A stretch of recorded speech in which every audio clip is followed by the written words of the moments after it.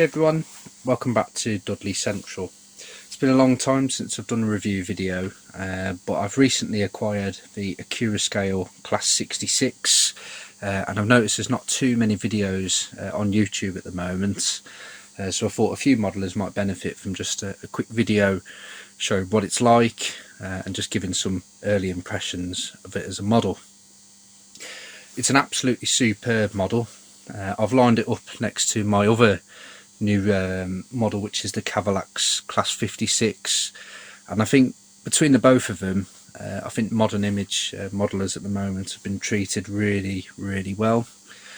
I'm not going to do a video of the 56 because there's plenty of videos out there at the moment, but what I can say just before jumping into the detail on this 66 is there's not much in it between the two of them. They're two very superb models, and if you're a fan of a 66, this is certainly a good model to take a look at. So without further ado, I'll jump into it.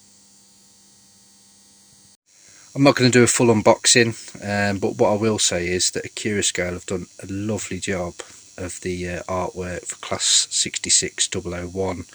It's an absolutely gorgeous box, and for people like me who are fans of EWS, having this amongst the collection is lovely. So big thumbs up from me on that one. What comes along with the model in its usual icebox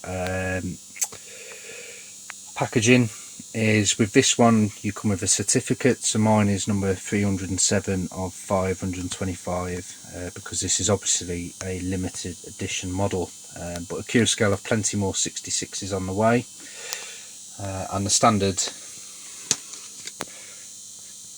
package comes with an operator's manual and how to operate and care for the model.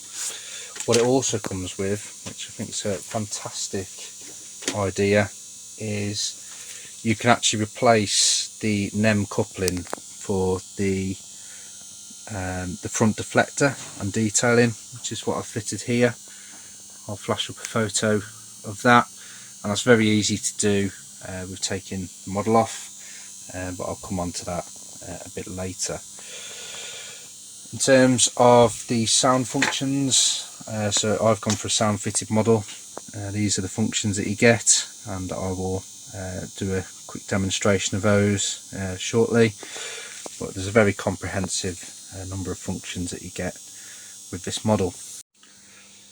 So in terms of the 66 itself, obviously the EWS Class 66 joined British Rail in 1998, and this was based on the very successful implementation of the Class 59, which started at the very end of the 1980s.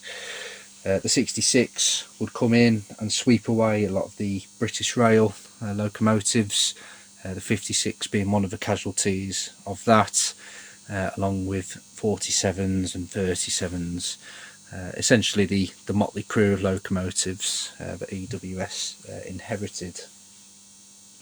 The livery that the Class 66 has got was slightly different to the other EWS locos at the time. So the Class 56, as you can see, has a straight band across it. The 56 has got this Z shape. I interestingly noticed the Class 59 has the same livery as the 56, so it's I'll be looking forward to getting a Dapol Class 59 and lining it up next to the 66, just to see how the two liveries sit side by side.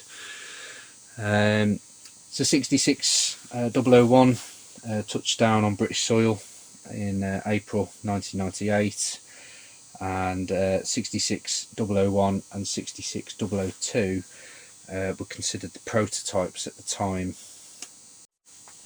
In terms of era, for myself, this is absolutely perfect. So my layout is typically set somewhere between 1995 up to maybe 2007.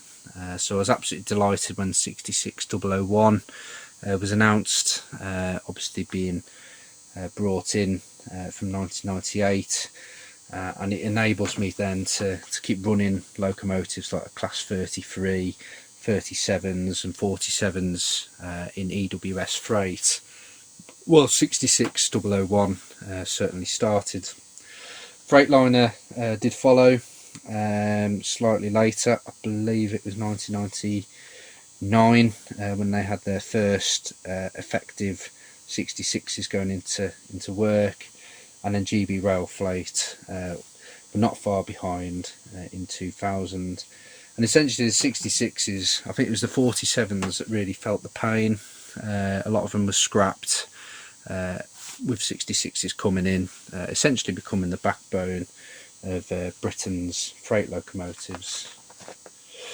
They've gone on then to be operated by the likes of Direct Rail Services, GBRF as I already said, Colas Rail, Advenza Freight, Fastline, Freightliner we've also already said, and then a various number of liveries which I know Accurascale are producing. I believe a very popular one is the DB Climate Hero Green, which does look rather lovely, and also the Evening Star GBRF BR Green. For myself, I'll just be sticking with EWS, although I could be tempted by a Freightliner, but I've not got any Freightliner stock on the layout really, so for now I'll be sticking with EWS. My depot at the moment is EWS and most of my fleet is EWS, so for me this is perfect. If there's any future early 66s coming out, I'll be certainly going for those. So one thing to notice about this 66, which the other EWS 66 Accurascale producing doesn't have, is wing mirrors, or I think the shunting mirrors possibly. Now these came in later on. I can't remember off the top of my head. I'm sure somebody will drop in the comment box when they were brought in. But for me, I really wanted a 66 with a nice clean profile like this one here. But I'll come on to the detail in a moment. I just thought it might be useful just to talk through that little difference. So what strikes me about these two models, I'm not going to get into a direct comparison, but it is the weight of the two. They're very capable locomotives, and I would not be worried about this 66 pulling a long load. It's certainly one that will be put on my MGR rake, but it can be put on various different trains. The 66, I'll just come round to the side, has the, as expected, nice detail on the grills, got some pipe work in there as well. 66001, one striking difference for I believe 66001 and 002 had the grills on the side in maroon. The rest of the fleet came with black, much like the 56, how it looks there. So that's been nicely captured. We've got a nice crisp detail of the EWS logo and warning stickers and panel just there. In terms of the main side, you've got the nice ribbed edge of the body, which has been captured really well. EWS is picked out exceptionally well. One difference I noticed between this and the Hattons model is that the EWS letter in there looks correct. To my eyes, the old Hattons model, it was too fine, it just didn't look quite right. But I'm really happy actually with how Accurascale have addressed it. You can also see the cant rail there running really nice and straight along the top.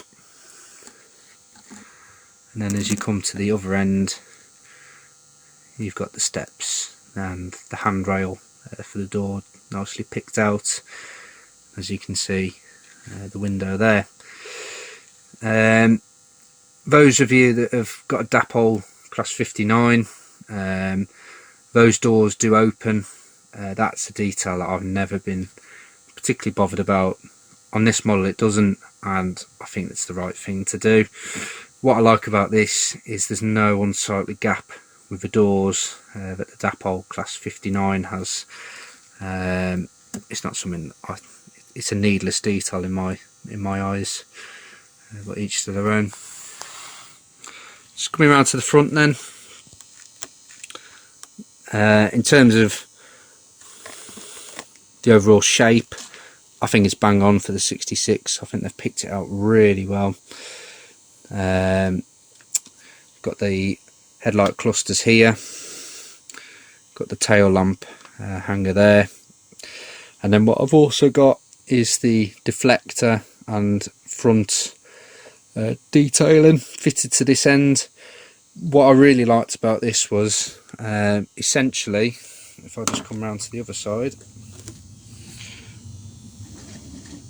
the model comes out of a box with a NEM coupling and a gap, and that can be simply replaced by removing the body, screwing out the NEM coupling deflector, and then replacing it with this one, which has the front end detail on it as well.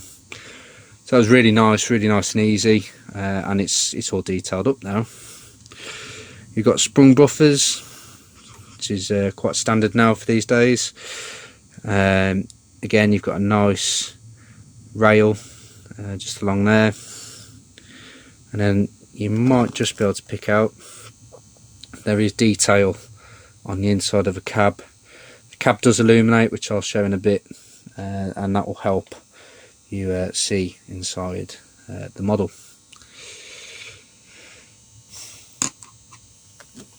Along the top,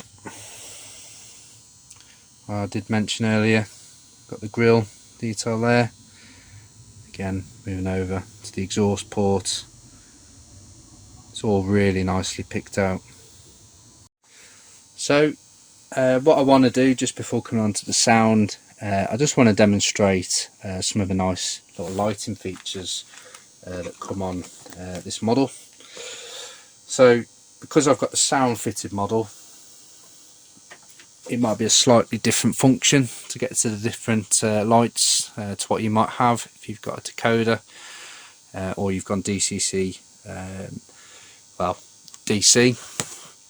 But for this, for the purpose of this, I will just show you what I've got. So to turn the lights on is function 0, which I've hit there, and it comes on in a nice little sequence.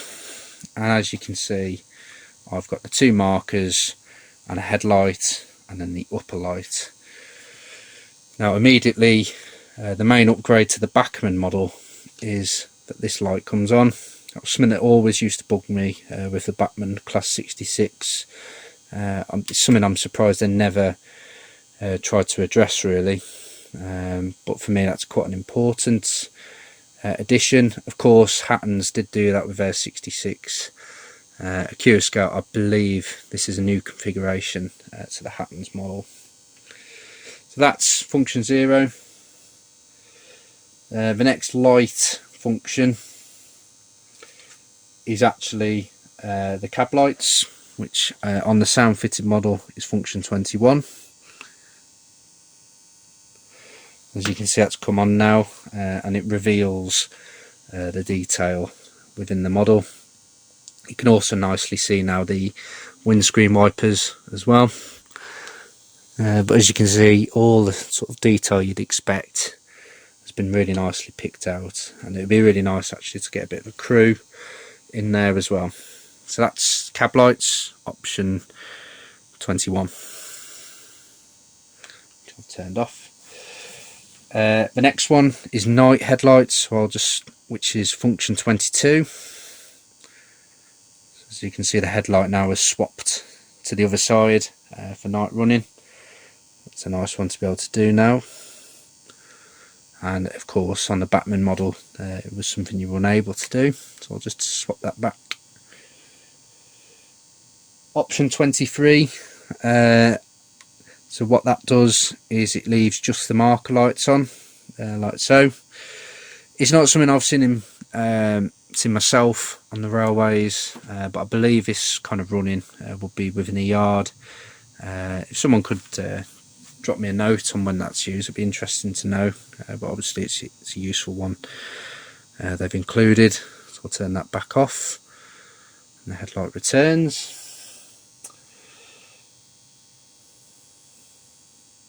What I'll do is I'll put this into reverse now, and you can see the red tail lights are on. What I can do with function 24 is to turn that off, and you can see it's gone off there.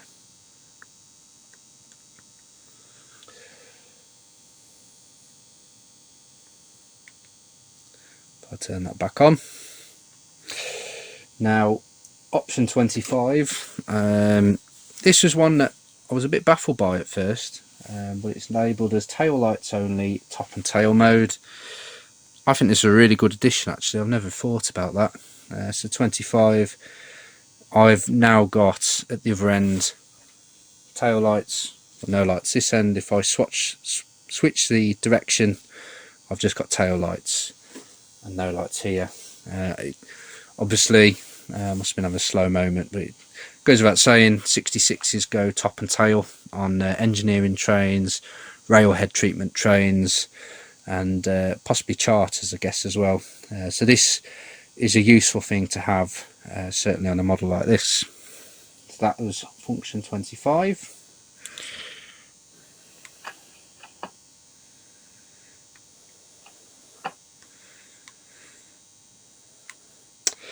And then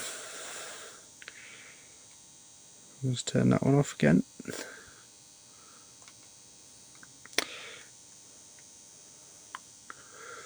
So option 26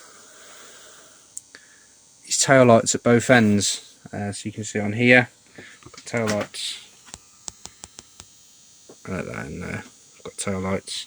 Obviously that is a 66 that's sitting again in a yard or within a depot. It's not going anywhere, and that again is quite prototypical.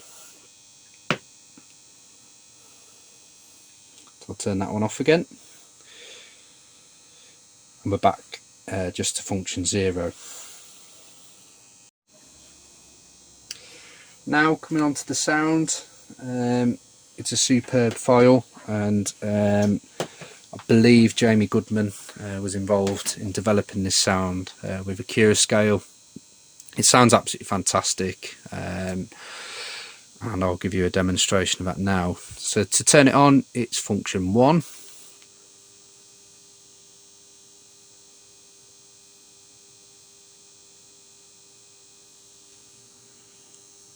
does take a moment to boot in. There you go.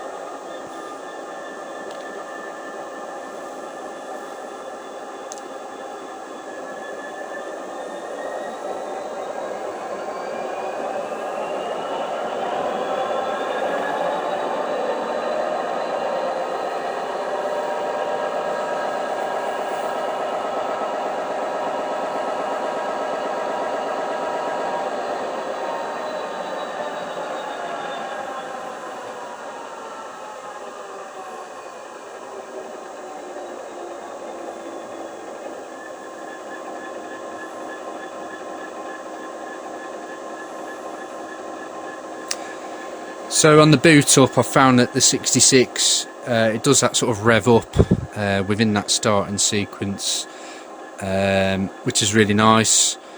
As you can see now, it's purring away quite nicely. If I change the direction, it does a little brake hiss. There's like a little beep sound as well. That's nice. So I'll go through the functions. Function 2. We've got a brake. Function 3, we've got a low tone air horn. Function 4 is a high tone air horn. Function 5 is heavy train mode, which we'll be able to demonstrate here. But essentially when you have that turned on and it pulls away, the 66 sounds like it's working harder. Function 6, what it's just doing there is that is an automatic rev of the engine, which is a really nice feature. I'm not doing anything there. Well, function 6 is a light loco mode, so it does the opposite of 5. Essentially it just pulls away with ease. Function 7 is drive hold, so once it's sort of reached a rev that you're happy with, and if you activate function 7 it will hold that sound. So back to sounds I can demonstrate here in the yard. So function 8 is buffering up and coupling.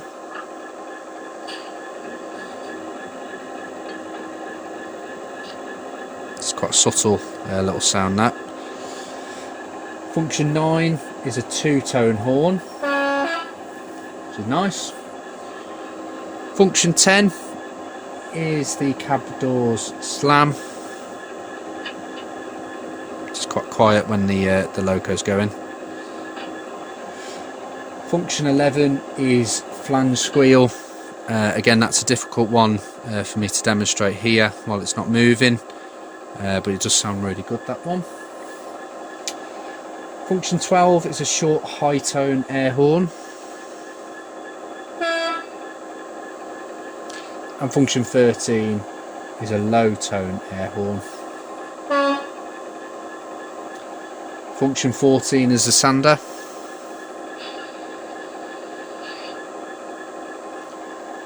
Function 15, I'll wait for that one while the engine just cycles up again. But function 15 is the cab windows. Just have to give it a moment. I do really like this as a function, where it's just sitting there and it just cycles up and down. Similar to the door, it's very hard actually to hear the cab windows. It's just, I promise you it's there. I don't know if you heard it. Function 16 says rail joints. Again, I believe this is one that will come into play when it's moving. It might just do the clickety clack sound. I've not tested that one yet, but if that is what it does, that's a nice little feature itself. 17 is the E bell, which I believe only activates on Evening Star with its little bell. Function 19 will fade out all of the sounds, so as you can see it's all gone. If I reactivate function 19 it all comes back on. Function 20 is one that's not in use, and then we're back on to the remaining light functions which I went through just earlier. If I just slowly move the locomotive now, you can hear the brakes coming on and the engine cycling up. You can see it's the creep on it's very impressive.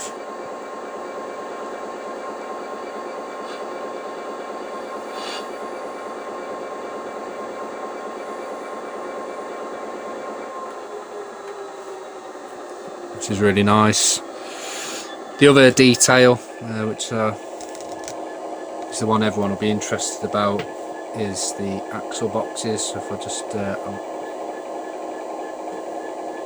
how everyone knows the issue, the Hattons one's constantly falling off, but these, I've not had a single one pop off. It's had a really good run now. You can see they're moving there.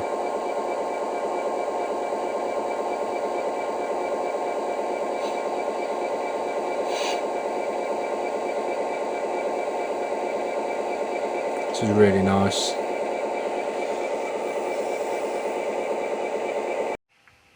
Okay, so one other thing I wanted to look at was how it stacked up with the other models.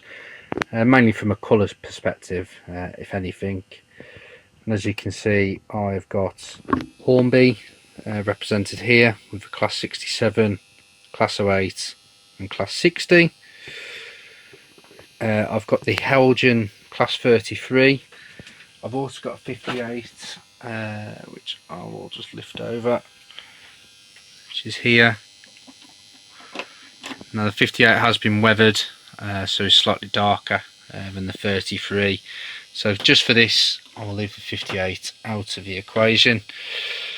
But what I've also got is the Bachmann Class 90, the Accurascale Class 56, and of course the Accurascale Class 66 in the middle. Like most liveries, BR Blue, Intercity Swallow and EWS, 3 liveries which seem to be interpreted in different ways by the different manufacturers.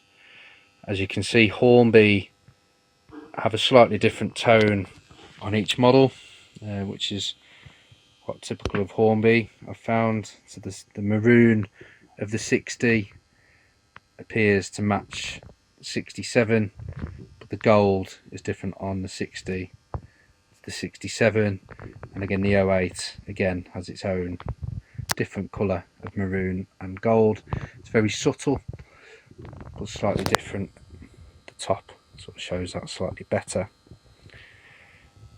Heljan's EWS maroon is quite similar to the Hornby maroon 60 from what I can see, but the gold on the Heljan model is rather more gold than Hornby's sort of yellowy EWS.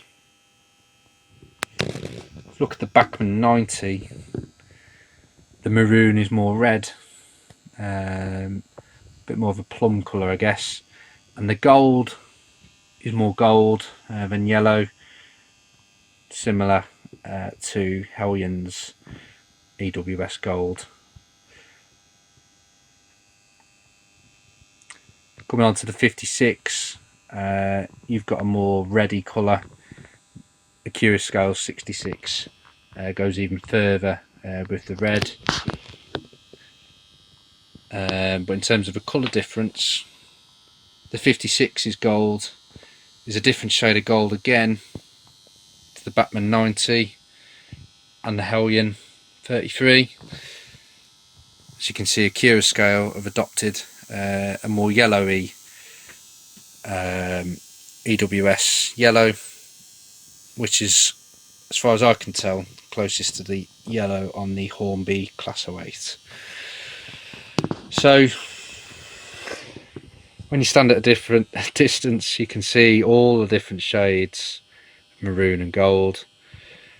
Again, over time things will have changed. I think where the comparisons are most likely going to come are between the Hornby 67 and the Accurascale 66, and that's primarily because the liveries are quite similar on both. You can see they're quite different with how they've been produced. It's hard to say, in my opinion. I think off the factory door, I think Accurascale have got it right, but over time perhaps Hornby, it's darkened. I'd be interested to hear your thoughts on it. Yeah, I don't have an answer for you. I think they all I think they all look really good. I don't think any of them look crazily off, but it's just interesting to see. As I say, this happens with most of the popular liveries. Intercity Swallows beige is one that springs to mind, as does obviously BR Blue as well. So I'll leave it there. I'll have plenty of videos of the Class 66 running, and I'll leave you with the final shot of the locomotive leaving the yard now. I'd highly recommend this for anyone who's modelling model image. 66 is an essential locomotive, and I think Accurascale have done a fantastic job. I did have a Hattons model, and every time I picked it up it felt like something was going to fall off. I ended up having one Hattons 66 come in. I sent it back, got another one, axle box falling off, lights didn't work. It was one model that at the time it looked like it had a lot of potential, but I just had so many problems with it, and the fact I'd spent £250 at the time on it, I just gave up on it. So I've not had a 66 now for some years. I've had Bachmann 66s, and they are good models, but Accurascale have definitely raised the bar on this one. And from what I understand, there's very little actually of a Hattons model that's part of this. Accurascale have definitely done their work. One thing I've been very impressed with the Cavalax 56 is it feels like a model. It's very robust. I can safely say the 66 from Accurascale feels the same. And other comments I've seen where I've posted this on social media is people's concern about the Accurascale 37 and 92 with problems they've had. I believe it's a minority that have been affected there. This 66 I've not had any problems with. My 92 as well is one of my best runners. As I say, I would happily recommend this to anyone. It seems very well built, the motor's very smooth, it's a very good quality model from Accurascale. So I hope this video has been useful. If anyone's interested in the 66, this one could certainly be for you. I'd highly recommend it. So I'll leave you with a parting shot of it now, moving. And if you've got any questions, feel free to drop a comment, and of course feel free to subscribe to the channel.